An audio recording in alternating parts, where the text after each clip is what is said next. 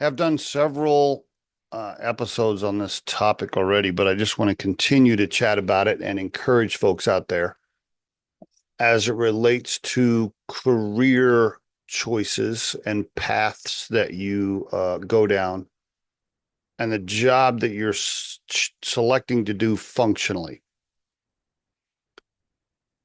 I believe, and I've done lots of blogs on this and written articles on it. I believe that AI and robotics will eliminate a bunch of jobs.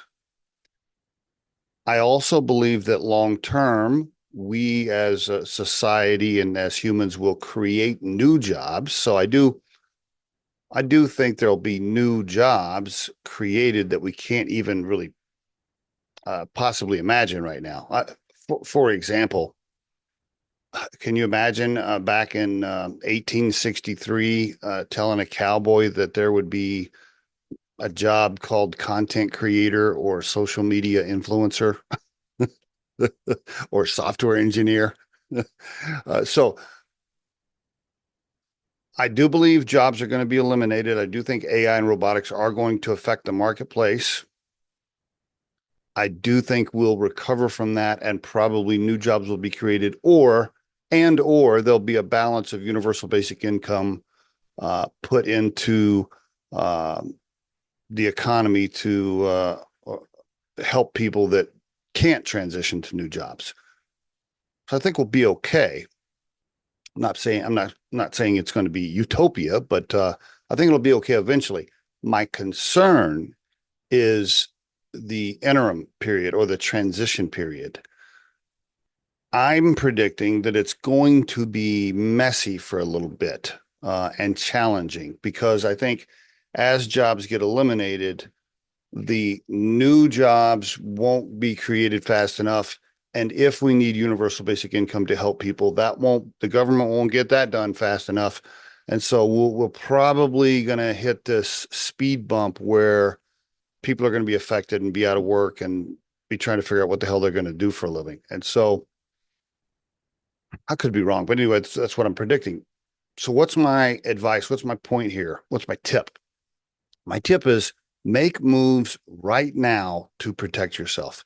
If you're doing a function that you know already a large language model can do better than you, then move away from that and make changes, pivot. Okay.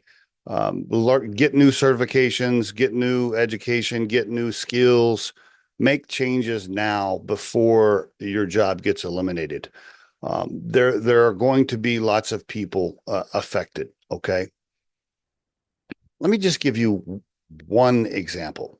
Right? There's so many examples, but remember not too long ago, if you needed a picture or a photo or a drawing of something to use in your marketing for your website or whatever, you would have to like go online and find a consultant or something or a contractor to like do it for you. You'd have to tell them what your idea was, and then they would draw it and then they would send it to you, and then you'd pay the bill. All those people are eliminated. Those jobs are eliminated, excuse me. And so there's just so many other things like that. I'll use my own company as an example. We have two recruiters right now doing the work that it used to take maybe 10 people to do because we have all of the agents and the AI assistants built to help us tactically do stuff. So it's going to affect jobs, including my own profession as a recruiter. So just be very careful about what's happening and just pay attention and make decisions to get into something else if you can. Or if you're thinking about going to school for something, be very conscious about what is the future of that job based on AI. And that'll help you get through this short, messy transitional period that I think we're going to hit. I think there's going to be some challenges because it's the speed of what's happening. I hear everybody say, well, when we went from horse and buggy to cars, all those people found new jobs, or, whatever, as different technologies happened, people got new jobs and everything was fine. And I think that's true. That did happen. But in many of those cases, that transition was a lot slower than what's happening right now. The challenge right now is that it's moving so quickly, that the advancement of AI and robotics is moving at light speed.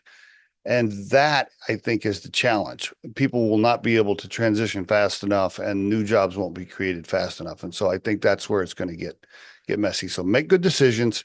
The best way to really test it, in my opinion, at this point, if you are not familiar with any of these large language models, pick your poison, whatever it is: ChatGPT, Perplexity, Gemini.